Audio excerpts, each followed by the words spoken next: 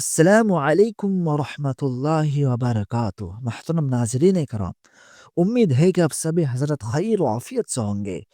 میرے پیارے دوستو، توبہ اور اتباع، ایک کام توبہ کا ہے، دوسرا کام اللہ کا رسول صلی اللہ علیہ وسلم کی زندگی کو اپنانے کا ہے۔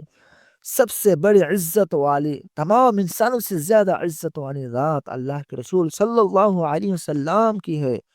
دنیا میں کسی نے محل بنایا، کسی نے حکومتیں چلائی، کوئی چاند تک پہنچا، اور اللہ کا رسول صلی اللہ علیہ وسلم ایک ہی رات میں بیت اللہ سے بیت المقدس پہنچے۔ وہاں سے ایک قدم میں پہلا آسمان، پھر دوسرا، پھر تیسرا، آخر ساتوں آسمان تک پہنچے۔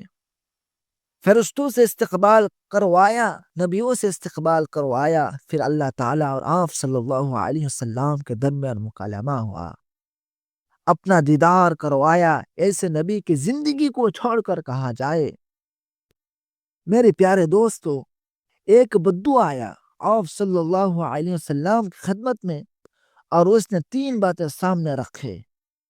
تو وہ کہتا ہے کہ ہم باپ دادا کے دین کو چھوڑ کر آپ کے دین پر آ جائے، باپ دادو کو چھوڑ کر آپ کی مان لے، یہ ہو سکتا ہے؟ دوسری بات کہتا ہے کہ قیصر و کسریٰ ہمارے غلام ہو جائیں گے، ہمیں روٹی نہیں ملتی، اور روم اور فارس کی حکومتیں ہمارے غلام ہو جائیں گی، یہ ہو سکتا ہے؟ تیسری بات کہتا ہے کہ مر جائیں گے، مٹ جائیں گے، پھر اٹھا کر ہم کو زندہ کر دیا جائے گا، یہ بھی ہو سکتا ہے؟ آپ صلی اللہ علیہ وسلم نے فرمایا، اللہ تجھے زندگی دے گا تو دیکھے گا کہ سارا عرب میرا کلمہ پڑھے گا، تو دیکھے گا قیصر و کسریٰ فتح ہوں گے، رہتی تیری تیسری بات قیامت کے دین والی، میں قیامت کے دن تیرا ہاتھ پکڑوں گا اور تیری یہ بات تجھے یاد دلاؤں گا۔ کہنے لگا میں نہیں مانتا، ایسے فضول باتیں، واپس چلا گیا۔ اس کی زندگی میں مکہ فتح ہوا، اس کی زندگی ہی میں تبوک تک اسلام پھیل گیا، مسلمان نہیں ہوا، اور اس کی زندگی ہی میں قادسیہ کی لڑائی ہوئی، ایران فتح ہوا، اور یرموک کی لڑائی ہوئی تو روم فتح ہوا۔ تو اب وہ ڈر گیا کہ وہ تو فتح ہوئے، اب تیسرا بھی ہوگا، تو وہ مسلمان ہو کر مدینہ منورہ میں ہجرت کر کے آ گیا۔ جب مسجد میں آیا تو حضرت عمر فاروق رضی اللہ تعالی عنہ نے اٹھ کر اس کا استقبال کیا اور اکرام کیا۔ پھر دوسرے صحابہ کرام رضوان اللہ علیہم اجمعین سے فرمایا، جانتے ہو یہ کون ہے؟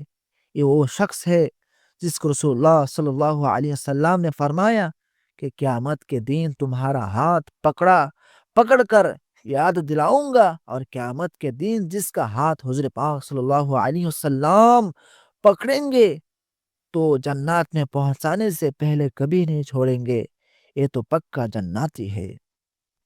تو میرے بھائیو، سب سے ہاتھ چھڑا کر اللہ کے رسول صلی اللہ علیہ وسلم کے ہاتھ میں ہاتھ دے دو۔ بخاری شریف کی روایت ہے کہ 99 قتل کرنے والے نے سوچا کہ توبہ کر لوں، کسی ان پڑھ سے پوچھا کہ توبہ کرنا چاہتا ہوں، تو اس نے کہا آپ کی کوئی توبہ نہیں۔ اس نے کہا پھر 100 پورا کرو، تو اس کو بھی قتل کر دیا، تو 100 ہو گئے۔ تو کسی عالم سے پوچھا کہ میرے توبہ ہو سکتی ہے؟ تو انہوں نے کہا ہاں توبہ تو ہے، لیکن یہ جگہ چھوڑ کے کہ نیک لوگوں کی صحبت میں چلے جاؤ، اس بستی کو چھوڑ دو۔ اس نے کہا بخشش ہو جائے گی تو میں تیار ہوں۔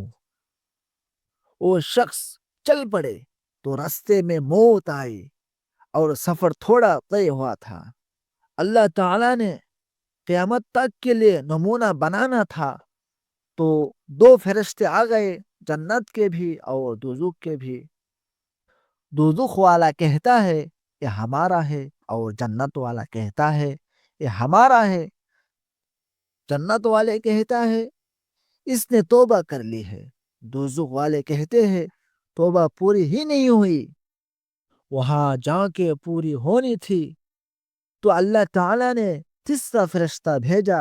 اس نے کہا اس کے سفر کی مسافات کو ناپو، اگر یہاں سے گھر کے قریب ہے تو دوزخی، اگر نیک لوگوں کی بستی کے قریب ہے تو جنتی۔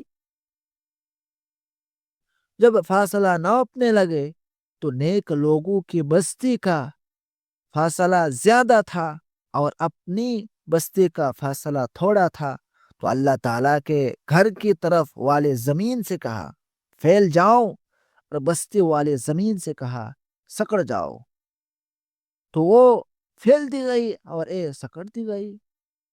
میرے پیارے دوستو، ایک شخص صرف اپنے بستی سے توبہ کرنے کے لیے نکلے تو اللہ تبارک و تعالیٰ نے معاف فرما دیا۔